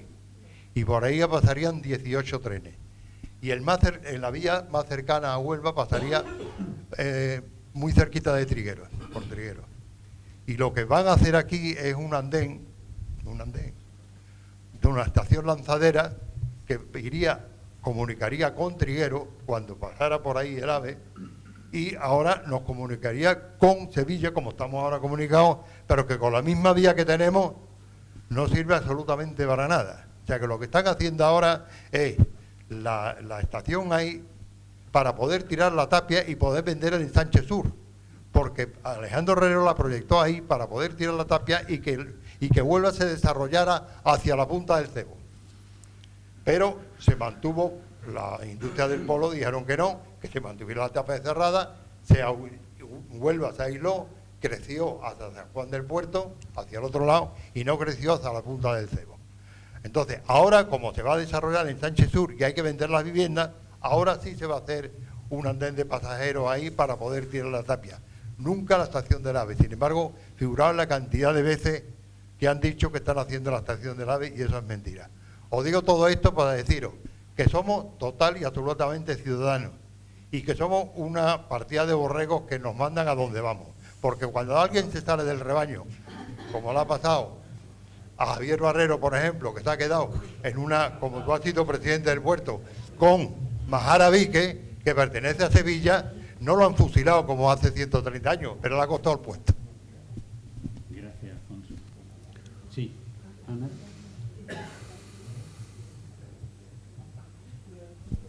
Buenas tardes, Manolo y Jaime. Yo únicamente voy a decir una cosa porque veo que todo el mundo está con el ánimo encogido, ¿no? De pesimismo, vamos a decir. Y bueno, lo que hay que buscar son soluciones. No tenemos la solución claramente, pero yo voy a contar también una historia de una charla que tuve con una amiga que vivía en Bilbao y estábamos comentando la transformación que había tenido Bilbao. Que como de una ciudad negra llena de humos con los altos hornos después se había transformado con esa grandiosidad que tenía ahora. ¿Y sabes lo que me dijo? Dice, porque la persona que estaba al frente de la alcaldía era una persona que amaba su tierra por encima de todo y luchó, peleó con tal de hacer una gran ciudad. Entonces eso es lo que nos falta a nosotros y eso es lo que yo quisiera transmitiros, ¿no? Que nos entusiasmemos por la ciudad. Bueno, nada, siento, no puedo. Permite. Bien, un momentito, ahora. Voy a hacer una reflexión porque me tiene pensando muchísimos años, pero muchos años, la situación que tenemos en Huelva, ¿no? Aquí se ha dicho, me parece que ha sido Paco Galván, que de alguna forma somos víctimas de este colonizaje de las compañías inglesas, que es como un país comunista, ¿no? Que lo que percibe es un salario y la mentalidad de la persona es su salario. No es emprendedor ni hace nada. Por eso, de alguna manera, empiezas a analizar la sociedad de Huelva y ves que casi todos los empresarios que vinieron hace 40 o 50 años vienen todos de fuera y montan su establecimiento y, de alguna forma, eso genera una vida comercial en la ciudad, ¿no? Entonces, es decir, el ciudadano está muy vinculado también políticamente con un voto incondicional. Es decir, en el año 34, Huelva es la única provincia que vota izquierda, ¿no? Mayoritariamente. Y eso no es fácil de modificar. Es decir, yo muchas veces he ido a los partidos de turno y le he dicho, oye, que he pasado por todos los pueblos estos y la única, digamos, información que hay es la del PSOE, no hay ninguna más. Es decir, ¿en qué pensáis, no? No, es que no se saca voto. Es decir, que ya lo das hasta por perdido, ¿no? Es decir, que no hay una lucha, no hay nada. Entonces, estamos en un México, como también habéis dicho, no es partido único. Partido único, que ya digas lo que digas, no se modifica nada. Y si analizas, me parece que ha sido ayer o antes de ayer, cuando he estado mirando los presupuestos de la Junta de Andalucía, para Huelva nos dejan sin un duro. Pero así llevamos 15 años. Es que no nos dan nada.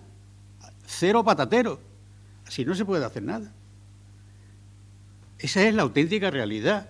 Entonces, lo que hay que hacer es leerse el boletín de la provincia, el BOJA, y ver que la provincia de Huelva, inversiones no tiene nada, pero nada. Entonces, claro, de alguna manera, ¿cómo se puede esto corregir? Dando, como pedía Ana, ¿no? ¿Cómo podemos esto modificarlo? Sin género de duda, es el desarrollo de la sociedad. Tenemos que fomentar la sociedad civil. La sociedad civil es la que tiene que trasladarle al político y darle los mensajes y pedirle a los políticos también que bajen a la tierra y se enteren de lo que están sucediendo.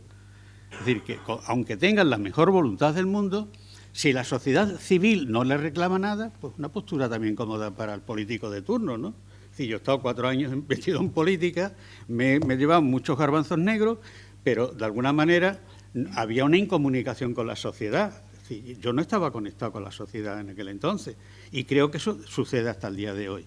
Por lo tanto, quiere decir que me parece que el único arma que existe para poder salir de esta trama que tiene la provincia es crear una sociedad civil poco a poco. Y, de alguna forma, una de las misiones que tienen este ciclo de conferencias es tener documentos filmados para que se consulten cuando se quiera en la página web de la Fundación. Hemos tenido 13 ponentes, cada uno ha expuesto de alguna manera lo que ha considerado más conveniente y lo que tratamos es divulgar todo lo que podamos porque es la sociedad civil la que al final tiene que pedir con lógica, con razonamiento y sabiendo a qué puerta es la que hay que llamar. Y esto es lo que debemos, creo yo, es un compromiso de todos. Y los partidos políticos que no están en el partido único, por lo que se les pide es que colaboren en el desarrollo de esta sociedad civil. Si no, estaremos siempre igual. Porque la sociedad civil, cuando se hace la sociedad civil, tiene que tener una entidad. Es como... El micro, por favor. El micro. Tiene que tener una entidad, como una representación, los sindicatos, los empresarios o la universidad. Pero si no, como sociedad civil, ¿qué hay? Por ejemplo, puede ser esto, puede ser una organización donde haya una cabeza, que sea la que en nombre de todos pueda hablar con los políticos de turno. Evidentemente. Y después también, yo creo que también ahora mismo en Huelva se están consiguiendo algunas cositas, se han conseguido con las manifestaciones en la calle. Claro. Porque mira cómo hemos acudido todo el mundo a la que había de los hospitales. No, Paloma. Y se consiguió en la universidad. Paloma ha llenado el salón. Paloma, Perqueta y su compañero llenaron el salón. Y es una de las filmaciones que tenemos. ¿Por qué? Pues porque es un aspecto de la sociedad de Huelva, la sanidad. Y el museo igual. Sí, el museo vamos a tener que salir a la calle otro domingo, otro sábado, para que se enteren. Sí, es que vamos a ver. ¿Por qué se consiguió la universidad? Porque salimos a la calle. Pero es que no hay otra alternativa. Nada. Es decir, si queremos algo, el único camino que hay es de manera civilizada, de manera cívica, reclamar lo que en realidad consideramos que tenemos que reclamar. Es que no hay otra. Dice, es que tenemos que salir a la calle. No es que tenemos que salir a la calle, es que salimos a la calle muchas veces. Claro. Perdona un momento porque no es por defender mi ponencia o el título de mi ponencia, que era simplemente exponer la situación. Es decir, precisamente lo que he expuesto es una realidad para que a partir de ahí, reflexionando en seriedad, en casa, con los amigos, se pueda llegar a esa solución. Pero me parece que este no es el ámbito tal, ¿no? De otras razones, lo que pasa también es que hoy es muy difícil protestar, porque en el momento en que protestas, si no es una protesta inteligente, te desvían con cualquier historia. Tú haces una manifestación del tipo que sea y al momento, a quien no le interese, estás sacando lo que sea, porque nos vamos todos al primer pañuelo y el primer señuelo que nos enseña. Así que yo lo que os pediría es que tomemos nota si estáis de acuerdo con la situación cuál es y con la necesidad, y que lo reflexionemos, y yo supongo que Manolo será capaz de montar otro ciclo de conferencias donde se vayan tocando los temas en concreto. En primer lugar, quería felicitar a la organización de este ciclo de conferencias por el mero hecho de convocarnos, de organizarla y de llamar además a ponentes con criterio y con experiencia y con cosas que contar, ¿no? En segundo lugar, le quiero pedir disculpas a mi amigo Jaime Madruga por llegar tarde, pero obligaciones del Colegio de Arquitectos me han tenido en La Palma hasta hace un momento. Yo creo que hay un punto bastante claro que no deberíamos de perder de vista. Las culpas de las cosas y las soluciones las tenemos nosotros, cada uno de nosotros en nuestra mano. La sociedad civil es la que habita las ciudades y la que hace las instituciones, pero es un fiel reflejo también porcentual de los habitantes de un territorio. Por lo tanto, muchos de nosotros que se nos viene a la boca continuamente decir que tenemos unos políticos muy malos, los políticos son porcentualmente representantes de lo que su población es. Aquí se lee poco y se sale poco. Huelva es una ciudad que ha crecido con más o menos acierto y desacierto en algunos sitios. Afortunadamente no se ha hecho o no se va a consolidar la revisión del plan general, que preveía un crecimiento absolutamente inexplicable hacia San Juan del Puerto, hacia la zona del polígono de celulosa. A todas luces, ya no hay que ser urbanista solo para darse cuenta de que eso no tenía sentido de coherencia territorial, como el propio Plan de Ordenación del Territorio de Andalucía exige al planeamiento general, y que desde luego parecía difícil encontrar razones para que se estuviese planificando de esa manera. Esta ciudad, como nuestro amigo Alfonso Aramburu nos ha explicado de una manera muy sabia, es una ciudad que se ha generado ganándole tierra al mar, gracias a las aportaciones de arena que hacía el viento foreño y que se depositaban en las laderas de los Cabezos en las direcciones dominantes. Por lo tanto, una ciudad que en sus orígenes no se planificó y que tiene y adolece de muchos de los problemas de no haber sido planificada con criterios de buscar las mejores calidades del espacio público, el soleamiento, la orientación preferible para los edificios y las calles. Todo eso no ha existido nunca. Cuando surge la oportunidad de hacer planeamiento, nos encontramos con los límites físicos que se imponen por barreras que en este caso eran las dos vías férreas que cerraban el paso de la ciudad a la ría y que hasta el día de hoy siguen teniendo una presencia importante y consecuencias, digamos, en la fisonomía de nuestra ciudad. Yo creo que hay mucho por hacer y que todavía tenemos oportunidades de hacer que esta ciudad sea mejor, lo cual creo que no es tan difícil, porque con poco que la dotemos de pequeños puestas en valor y de pequeños puntos de interés, se va a notar y mucho. La peatonalización de los espacios de las calles del centro yo creo que fue un gran acierto. ¿Perdón? Bueno, la pregunta, yo no venía a hacer una pregunta, venía a dar una opinión. ¿Vale? Bien. Pues nada. No quisiera ocupar. Lo único que os voy a comentar es que creo que todos tenemos que arrimar y todos tenemos que poner la cara por exigir lo que queremos para nuestra ciudad.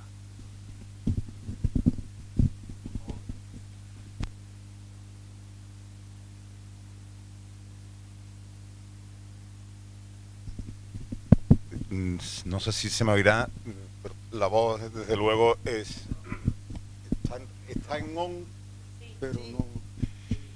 Jaime, muchas gracias ante todo por tu reflexión. Te has dado cuenta que siempre te estoy dando las gracias, ¿no? Por uno u otro motivo, desde ya hace 25 años que nos conocemos. Yo creo que, y quiero saber tu opinión, porque yo creo que ha sido suave con lo de la pereza. Con lo de la pereza. La pereza entiendo yo que no tiene que ser de la sociedad civil. La sociedad civil lo que hace es poner a unos dirigentes que son los que tienen que trabajar de verdad para poner en marcha determinados proyectos, para construir ciudad o determinadas infraestructuras. Y tú has conocido a muchos alcaldes, yo he conocido unos cuantos, he conocido alcaldes que han hecho ciudad sin dinero, alcaldes que ya no están, conozco alcaldes que están, conozco a un alcalde con el que trabajo diariamente que no teniendo un duro, está por aquí, no teniendo un duro, pero el tema de la pereza hay que tener ganas de trabajar y saber trabajar. Si no se sabe trabajar, por mucho que se trabaje, no sirve para nada. Si tú tienes un problema con 4 solares en la ciudad y no los afrontas de verdad, o con un PERI que no hay forma de ponerlo en marcha, o con un plan parcial que no hay manera de ponerlo en marcha, muchas veces por esa pereza y por no saber coordinar y no saber. Pero, y aquí es donde quiero saber tu opinión, Jaime, por tu memoria histórica jurídica, sobre las leyes del suelo sucesivas que hemos ido teniendo. Yo la primera, cuando empecé a trabajar contigo, la primera que te conocí, que practiqué y que llevé pleitos allá fue la del 78. Anteriormente, pues, la anterior no la había conocido. Es la auténtica diarrea legislativa en materia de urbanismo que hemos tenido en este país, incluso en esta comunidad. Es decir, en Andalucía con la LOUA, que es de 2002, ha sido reformada 15 veces. O sea, no hay manera, Jaime, no hay manera. Quiero saber tu opinión porque me interesa muchísimo decir, a ver, cuando tienes un plan general y empiezas a aprobar un plan general, sabemos que se tardan 4 o 5 años en aprobar. Pero es que con sucesivos cambios legislativos hay veces que tienes que retrotraerte otra vez casi al principio para adecuar ese plan general a la nueva normativa, porque si no la Junta no te la aprueba. Y entiendo que mucha paralización de muchas infraestructuras y incluso de unidades de ejecución y de planes parciales importantes viene motivado porque es que no te dejan. A los operadores jurídicos municipales, autonómicos, es que no te dejan hacerlo. Tú lo has padecido desde el lado de la administración y desde el lado y en contra de la administración, en contra no, llevando a distintos. Quisiera saber tu opinión sobre esa diarrea legislativa que realmente, además, abundancia legislativa que conforme se van aprobando leyes se van poniendo más obstáculos. Es decir, si con la nueva ley de contratos que entra de contratos del sector público, que entra en vigor ahora, que dicen que es para allanar el camino, es absolutamente increíble, ¿no? La cantidad de palos en la rueda que se ponen otra vez en los ayuntamientos, en los contratistas, es realmente descorazonador en ese sentido. Quisiera saber tu opinión sobre eso, Jaime. Gracias. Creo que he expresado en 2 palabras la contestación que podría darte, que es la de que entiendo que los planes deben ser flexibles. Estamos en un sistema que hay que ordenarlo todo, cada esquina, cada rincón. Y claro, primero para ordenarlo y después si quieres cambiarlo es absolutamente un disparate. Y claro, eso lo que pasa es que te lleva a que lo que ha dicho el consejero, nuestro amigo, hace poco, que los planes duran 8 años y que se queja. Bueno, es usted la misma administración que lleva no sé cuántos años. ¿Por qué dura un plan 8 años? No es sensato, no es absolutamente racional. Y claro, dura 8 años, entre otras cosas, porque los ayuntamientos no tienen capacidad suficiente, me refiero a ayuntamientos de pueblos pequeños, no tienen capacidad suficiente para que sus técnicos, aquellos lo aborden de determinada manera. Y la consecuencia inmediata o una consecuencia derivada es que hay un control absoluto por el órgano superior, en este caso la Junta de Andalucía, que paso a paso tiene que contarse con su beneplácito. Entonces, mi contestación es que el plan debe ser flexible, cuanto menos normas, mejor. Y eso, desde luego, no está conseguido en el urbanismo, ni está conseguido en ninguna de las materias que podamos aplicarnos, porque lo que hoy hay realmente es una diarrea legislativa, sobre todo además en términos que no entienden ni los propios legisladores. Es que la tendencia entiendo que es justo la cultura de simplificar. El urbanismo, yo lo aprendí de ti, debe de ser flexible. La creación de la ciudad lo exige, esa flexibilidad. Ahora mismo tú modificas un plan parcial, para modificar un plan parcial te puedes pegar, porque primero la Junta te lo puede dictaminar desfavorablemente, y es... arriba, bien. Y es realmente complicado porque además no se cumple con el principio de autonomía local sistemáticamente. Tienes a la Junta de Andalucía sistemáticamente poniéndote, lo que tú dices, palos en la rueda, tienes que contar con su beneplácito, porque si no, desde luego, los instrumentos de planeamiento que tienen que ser aprobados definitivamente por la Junta de Andalucía, es que no los sacas. Es imposible. Y no te vas a meter en un pleito con la Junta de Andalucía para ver si apruebas tu propio plan. Es una locura.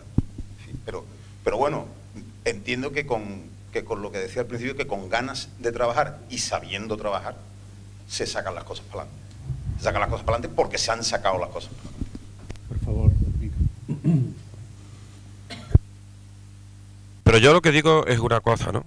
Se ha hablado de la eficacia. Entonces, yo creo que puede llegar hasta un punto a hacernos una reflexión, ¿no? O piensa si es posible en este sentido. La Constitución, por ejemplo, no impone a la administración que sea eficaz. Eso lo dice. O sea, basta con que se lea el artículo 103 de la Constitución y se lo dice. El principio de la eficacia administrativa. Entonces, se hable de un plan, se hable de una modificación, se hable de cualquier cuestión, desde un punto de vista urbanístico, desde un punto de vista de la sanidad, en fin, de todos los puntos de vista que hemos tratado en esta conferencia, menos en una que me apunta una falta que no pude venir, ¿no? Pero yo lo que me planteo en este tema, que he escuchado atentamente tu disertación, ¿no?, sobre este tema, es que yo en este sentido llego a la conclusión, por lo que veo, ¿no?, es que el bloqueo, y utilizo la palabra exacta, el bloqueo de una administración a otra, porque sea de un signo político distinto y un proyecto no salga adelante por ese motivo, entonces desde ese punto de vista yo es que lo veo hasta inconstitucional, porque el artículo 103 de la Constitución impone la eficacia administrativa, se lo impone. Entonces yo en ese sentido creo que debieran, ya no solo los políticos, que son servidores públicos, sino la propia administración, la que, por decirlo de alguna manera, entonara un mea culpa y dijera, oiga, es que no estamos cumpliendo este mandato, que seamos eficaces. Igual que se toma una medida drástica con un problema drástico, pues si este es un problema drástico, pues también tendrá que hacerse, ¿no? Que es el principio de la eficacia administrativa, es lo que pienso, ¿no? O si piensas tú eso, ¿no? Bien, dicho esto, dado... Sí.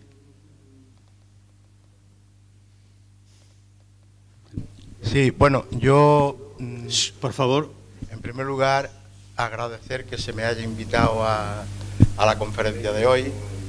No he tenido la oportunidad de asistir a otras conferencias y la de hoy me parece un ejemplo de lo que la sociedad civil de Huelva y la sociedad civil en general debe de poner en práctica, porque muchas de las cuestiones que vienen sucediendo, y hay que tener valor para yo ponerme a hablar ahora, que he sido político hasta ayer por la mañana y lo sigo siendo, después de lo que se ha oído, puede interpretarse como que yo vaya a hacer una intervención en el sentido de defender a la clase política.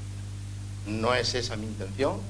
Mi intención es totalmente opuesta a ella. Y es totalmente opuesta a ella por tres razones que voy a intentar sintetizar en muy poco tiempo. La primera cuestión es, a mí no me gustaría que hoy de aquí nos fuésemos con la sensación de que en Huelva somos los más negados del mundo, los más despreocupados del mundo, los que no somos capaces de solucionar ningún problema nuestro, los que seguimos arrastrando todavía esa carga histórica de tiempos ancestrales. A mí eso no me gustaría, ¿no? Porque yo creo que eso no nos lleva a ninguna parte. La segunda cuestión que quería dejar entrever era que problemas sin resolver, como los de Huelva, yo que he tenido la suerte de viajar y de conocer otras provincias también, os puedo decir que si no tan acentuados, igual de acentuados y en otros casos peores todavía, se encuentran en otras provincias también de España. Y por lo tanto, el problema, yo creo que es más profundo que el de que haya una sociedad que sea más protestona una que otra, sino que tiene otro tipo de reglas. En primer lugar, si no se corrige en estos momentos en España la dispersión de competencias que hay, difícilmente se van a poder solucionar con la prestancia que a nosotros nos gustaría la mayoría de los problemas. Se ha puesto, por ejemplo, Jaime ha dicho la construcción de la carretera, la construcción del puente. En la construcción del puente interviene la administración europea, la administración estatal, la administración autonómica y la administración local. Pero aparte de eso, y aquí hay personas que han estado practicando ya de hecho muchas de las cuestiones por las que hay que pasar, tenemos después que hay competencias de urbanismo, hay competencias de medio ambiente, hay competencias administrativas y por lo tanto hay una gran dispersión de competencias que lo primero que tenemos que hacer es esforzarnos todos porque eso se pueda corregir. Mientras esa dispersión haya, es muy difícil. ¿Y saben ustedes por qué es muy difícil? Porque entonces juegan los partidos políticos. Y el partido político, tenemos que pensar que está concebido para ganar unas elecciones. Porque si no ganas unas elecciones, nunca vas a poder imponer eso que tú piensas que es el bienestar de los ciudadanos desde tu óptica. Y para ganar unas elecciones, tú te tienes que hacer simpático con lo que en cada momento el ciudadano te demanda. Así de triste, si queréis, es la cuestión. Pero que desde luego, si nosotros no profundizamos en ello, difícilmente vamos a encontrar soluciones a la problemática que asola a Huelva, pero que repito, asola a muchas más provincias, capitales de España. Y finalmente, con ello termino, también quiero deciros que el alcalde de turno, el concejal de turno, yo estoy plenamente convencido, si no sería una monstruosidad pensar que ninguno de ellos no quieren lo mejor para su pueblo, no quieren lo mejor para su capital. Probablemente en estas dificultades que yo digo es donde estriba el que no siempre pueda conseguir y lograr el objetivo que él pretende. Sí, pero... Sí, una precisión, Matías.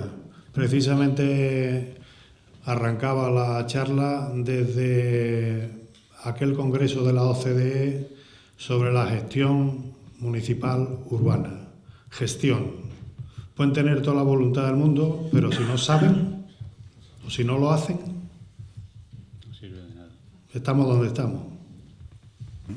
Bien, ya dada la hora que hemos alcanzado, con la finalidad de... Sí, el micro, Fernando. En primer lugar, le voy a proponer al presentador, moderador y creador de esta jornada que la próxima vez nos pongamos todos allí. Porque realmente, y siento ser políticamente incorrecto, aquí venimos a hacerle preguntas al ponente, no a cada uno mantener nuestra tesis. Para eso nos ofrecemos, y tú, como responsable de esto, pues elige a cada de los ponentes y ya está. Yo voy a hacer una pregunta muy breve a Jaime Madruga. No le voy a felicitar porque yo lo conozco hace mucho tiempo y sé que él sabe lo que yo sé de él. Bien, pero yo quiero decir, ¿el desarrollo urbanístico de Huelva puede tener solución con el mantenimiento de las empresas en la avenida de la Punta del Cebo? ¿Sí o no? Para mí sí. Gracias. Vale. Yo siento discrepar, nada más. Bien. Digamos, por encima de todo pues, está la diversidad de opiniones y el respeto a esta diversidad de opiniones, ¿no?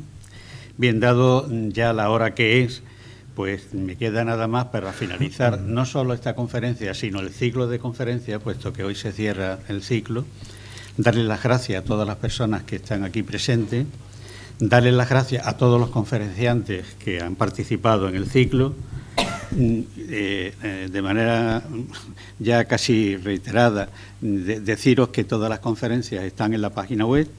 Si alguien quiere alguna conferencia en concreto, pues me llama por teléfono y se la facilito. Y bueno, pues ya dicho esto, quiero poner también en conocimiento que en el mes de noviembre pues volvemos con un nuevo ciclo y que de alguna forma, bueno, considero que es una forma de participar, de quedar documentalmente estas corrientes de opinión, digamos, a través de la página web, para que podáis consultarla cada vez que queráis o cualquier familiar. Y también, pues quien desee intervenir digamos, en la lectura de plateros que tenemos en abril, pues queda invitado, ¿no? Dicho todo esto, pues agradeceros todo lo que habéis hecho por este ciclo. Muchísimas gracias a todos.